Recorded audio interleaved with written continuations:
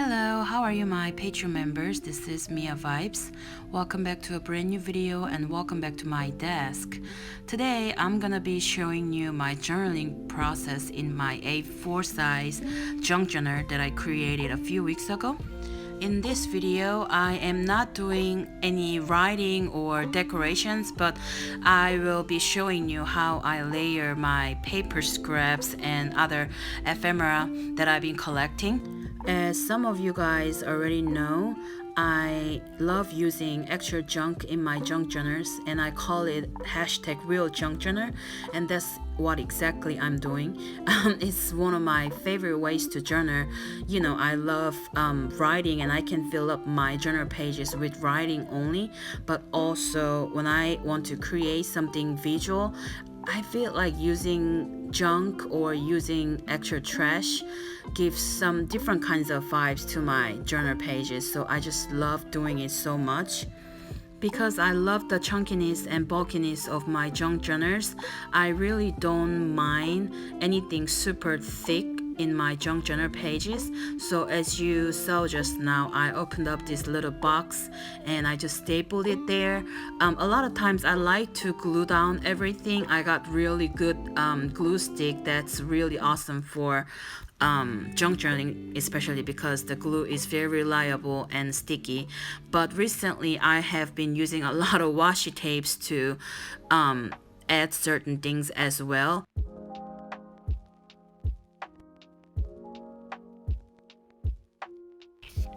Whenever I add different kinds of ephemera, paper scraps, or junk to my junk journal spread, I try to keep the original shape, pattern, or textures of the piece that I'm trying to use just as it is on my junk journal spreads. In other words, as you saw, I had this stash of little paper scraps and leftover paper scraps. Then instead of trying to rip them or cut them into a certain shape, I just try to find a good spot to put that down without having to cut it or trim it or anything like that, if that makes sense to you. That's just something I have learned throughout the years. Whenever I used to watch a lot of junk journal process videos, that's something I realized. A lot of people were ripping the papers or ephemera into a certain shape so that they can make certain effects, which is awesome and very artistic. But in my case, as you saw just now, if something is there in my stash or junk journal or whatever junk box, I just try to glue that down just as it is instead of cutting it. Of course, if they are too big or something, then I'm gonna have to cut it down for the size of the spot. But other than that, as you can see right now, I just glue and put it down, glue and put it down. That's all I do. So I don't really cut or trim anything so much. But I'm not saying that it's a bad thing or it's a negative thing to do. When somebody cuts down certain things to add to their journal pages, it's just something I don't do. And I feel like whenever I just add the paper scraps just directly to my pages without cutting or trimming, it just looks more natural too, if that makes sense to you. But then also keep in mind, I am just a person with a lot of different kinds of paper scraps because I always have leftover paper scraps or ephemera from the work that I do.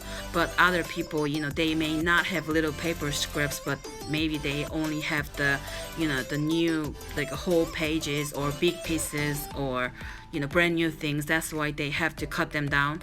So that's just something I just wanted to share with you.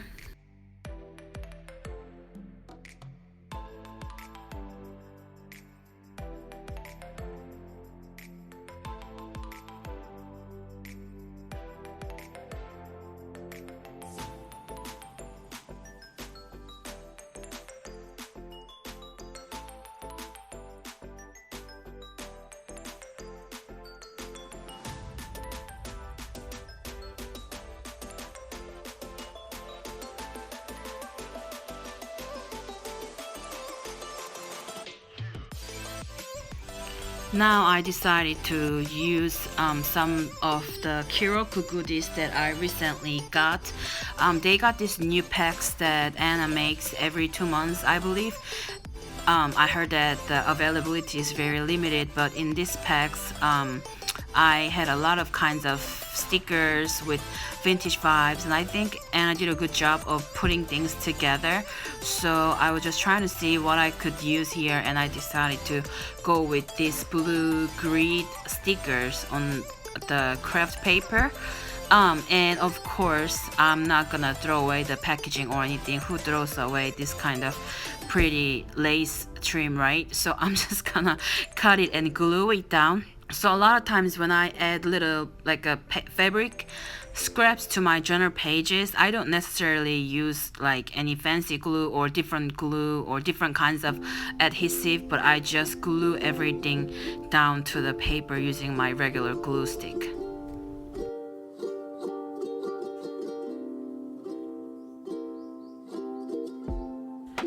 This is what I have so far. I really enjoyed the entire process of using up some of my paper scraps and some of the new goodies that I recently received.